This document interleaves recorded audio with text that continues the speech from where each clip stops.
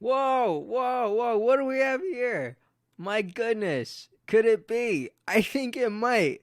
I think this might be one of the greatest campaign videos I've ever seen, if not the greatest campaign video I have ever seen. Now, this is as hot off the press as it can possibly be. This was shared 1 hour ago. Right now, this is an hour old, and it is incredible. It was posted by Robert F. Kennedy Jr., the man, the legend, the myth. Actually, it's not a myth because he is real. He is too real. He is as real as we want it to be. Mr. Kennedy, hopefully one day Mr. President. Guys, I'm just going to let this play out, but just to let you know, it is so utterly gangster, and I'm so happy that I get to share it with you all. Check it out. Panic has set in across the country as Democrats are shocked by a startling revelation following Thursday night's debate. Joe Biden is not fit for candidacy. Oh my gosh, guys, I'm just like, let me say, as someone who is like a huge fan of The Social Network, Dumb Money, like I am such a deep appreciator of scores, right? And just the music and the sounds. Like I'm over here getting goosebumps. Like, do you feel this? Let's just start from the beginning again, just so we could appreciate this minute and 25-second video in all of its glory, really. Panic has set in across the country as Democrats are shocked by a startling revelation following Thursday night's debate. Joe Biden is not fit for candidacy. DNC donors and lobbyists have called for him to step aside. The party is furiously planning as to who they will anoint before the August 7th deadline. It's any day now. It is any day now. Literally, we've been talking about this since the debate. It is any day now. Meanwhile, reports coming from Camp David say that Jill and Hunter Biden are adamantly convincing the president to remain in the race. All right, look, regardless of how this plays out, it's hard to not describe this as a complete disaster for Democrats all across the country who, despite now knowing the true state of their candidate, will go to any lengths in order to keep Donald Trump out of office. Sources are saying Democrats are starting to rally around who they believe might be their only legitimate chance of beating Donald Trump. He's a lifelong Democrat. He has a proven track record of decades-long service to this country. Do you feel it? We finally found a candidate who can unite the country. He knows how to work across the aisle. He knows how to weed out corruption. He says he knows how to deal with Ukraine on day one of his presidency. He's strong on inflation. He's strong on affordable housing. Is this the moment when the duopoly ends and we have someone in that office who's more interested in uniting a people than driving a wedge between them? Because we have seen this from the left and the right many, many times, more times than we can count. And I don't know about you, but I'm tired of it. As soon as he takes office, All the polls are saying he can take down Trump this November. Ladies and gentlemen, Robert F. Kennedy Jr.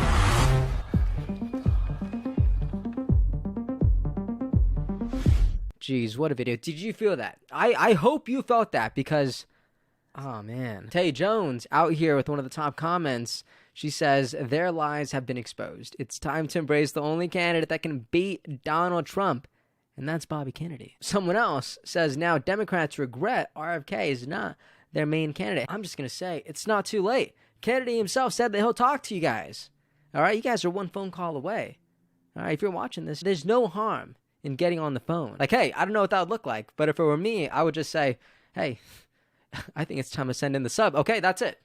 That's what I'm going to say. It's time to send in the sub. Okay, we see what's happening with Biden. We know that other people see what's happening with Biden. And guys, we're barely in July. All right, this is just going to keep ramping up. This is going to keep accelerating. Like, this is a nonstop train to November. Okay, you guys still have time to make the right call. And if it's not clear yet, the right call is Kennedy. I know it, you know it, and you know who else knows it? George Clooney. Yeah, Batman knows it. Look at this. Joey writes very beautifully. He says, a few weeks ago, George Clooney threw a $28 million fundraiser for Joe Biden. You believe that? It was in the news everywhere. I'm sure you remember.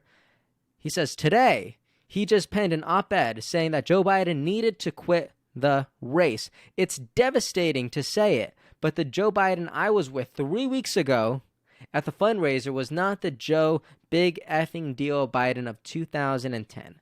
He wasn't even the Joe Biden of 2020. he was the same man we all witnessed at the debate. Now, just like you, I'm sure you're wondering, wait a second, Mr. Clooney. If you felt this way 3 weeks ago at the fundraiser, why are you only saying things now? What's going on? Is it just because the general American public is beginning to agree with you? Is it because hundreds of millions of Americans saw President Biden on that debate stage alongside President Trump and they can't unsee it? And now it's kind of, cool to be calling out President Biden? Is that what's happening? Guys, the tide is turning, okay? I don't want to get super conspiracy theorists. That's not what we do here. What we do here is we acknowledge the conversations that are happening socially and culturally, and we deconstruct them. So we're not going to attack George Clooney. No. We're just going to try to understand Mr. Clooney. And this was his New York Times article. George Clooney, I love Joe Biden, but we need a new nominee. Let's see. I'm a lifelong Democrat. I make no apologies for that. I'm proud of what my party represents and what it stands for as part of my participation in the democratic process and in support of my chosen candidate. I've led some of the biggest fundraisers in my party's history. Barack Obama, Hillary Clinton, Biden. Last month, I co-hosted the single largest fundraiser supporting any Democratic candidate ever for President Biden's re-election. I say all this only to express how much I believe in this process and how profound I think this moment is.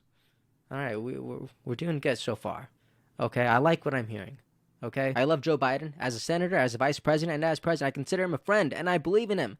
Believe in his character, believe in his morals. In the last 4 years, he's won many of the battles he's faced. But one battle he cannot win is his fight against time. None of us can. It's devastating to say it, but the Joe Biden I was with 3 weeks ago at the fundraiser was not the Joe Big Effing Deal Biden of 2010. He wasn't even the Joe Biden of 2020. He was the same man we all witnessed at the debate. It's heartbreaking. Okay?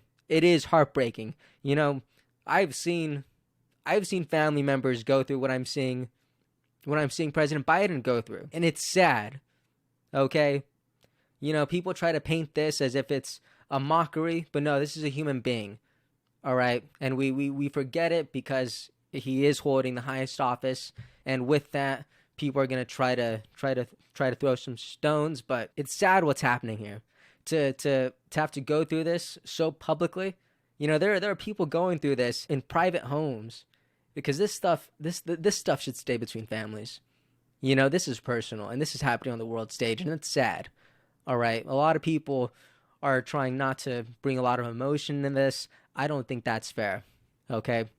Was he tired? Yes. A cold? Maybe. But our party leaders need to stop telling us that 51 million people didn't see what we just saw. We're all so terrified by the prospect of a second Trump term that we've opted to ignore every warning sign. The George Stephanopoulos interview only reinforced what we saw the week before. As Democrats, we collectively hold our breath or turn down the volume whenever we see the president whom we respect walk off Air Force One or walk back to Mike to answer in an unscripted question. Now, I'm not going to read everything. It's not a long article, but I'll go ahead and leave it in the link if you want to read for yourself. But he ends by saying, let's hear from Wes Moore and Kamala Harris and Gretchen Whitmer and Gavin Newsom and Andy Bershaw and J.P. Putzker and others. Let's agree that the candidates not attack one another, but in the short time we have, focus on what will make this country soar.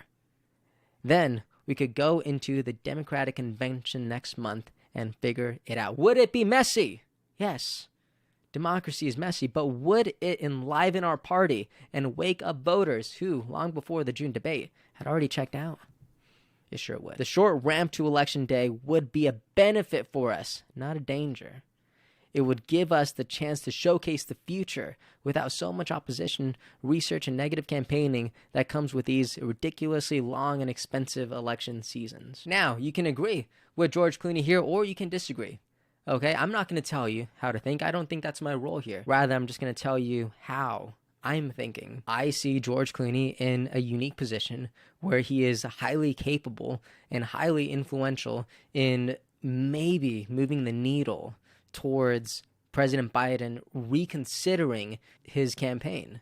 And if he really believes in our democratic processes, then he would actually think very deeply on if he is the person with all the capacity and with all the intellect and with all the grit needed to not only withstand another campaign, but to withstand the next 4 years holding the highest office in the world. And I think George Clooney, who was essentially responsible for co-hosting the single largest fundraiser supporting any Democratic candidate ever for President Biden's reelection, I think it's great that he's elevating the conversation that so many Americans are having internally right now. I think that's a good thing. I do. Now, do I think it's a shame that Robert F. Kennedy Jr. wasn't part of his short list of candidates that he wants to see? I do. And I do think Robert F. Kennedy Jr. is grossly undermeasured here. But, man, the tide is turning. And I'm just feeling that every day that passes, we are getting closer and closer and closer to Robert F. Kennedy Jr. hitting massive amounts of people. Because the more time that passes, the more people learn about him. The more people that learn about him, the more people start to reconsider this whole, Biden-Trump election. And that happens every single day. New people are learning about RFK Jr. every single day. And guys, this is barely July. We have months to go. So anything can happen. And as I've said many times before, the only thing you could expect now is the unexpected. Okay, and before we go, we'll play this one clip where Biden aides respond to what George Clooney was talking about. Check this out. It's pretty unbelievable, honestly. In response to those comments from George Clooney, Jake, a campaign official who attended that Los Angeles fundraiser tells me that George Clooney left 3 hours before the president. So clearly, the gloves are off. Jake? But what does that mean, that George Clooney left 3 hours? What's the point? The point of that is to suggest that Biden's stamina is better than Clooney's, and Clooney didn't have, eyes on the entire event. That's the response to the Clooney op-ed. Okay. Biden aides, their official position is that President Biden has more stamina than George Clooney. Really? Oh, come on. Let me bring up Batman real quick. Give me 1 second. I'm just gonna leave this here. President Biden, ladies and gentlemen, has more stamina than Batman. That's straight out of the White House, okay? Don't throw anything at me. I'm just the messenger, okay? Anyways, let me know what you think about all this. I know we talked about a lot. We talked about the greatest campaign video ever released by Robert F. Kennedy Jr. We talked about George Clooney's article in the New York Times, and we talked about the Biden team's response. So, you know what? Let me know how you feel about all this. Do you agree with it? Do you disagree with it? Let me know your perspective. Let me know your thoughts. I absolutely love seeing people in the comment section continue, elevate, and expand the conversation in the comment section. It is one of my favorite things in the world. Hey everyone, thank you so much for watching and listening. I appreciate your time so much, and I really hope you enjoyed this episode. If you'd like to support what we're building here, please like and subscribe. It means a lot and it really helps us out. And if you want to see even more content from me, make sure to follow me on Instagram. I'm going to be sharing a lot more on there. Thank you so much. Have a great day, and I'll see you next time.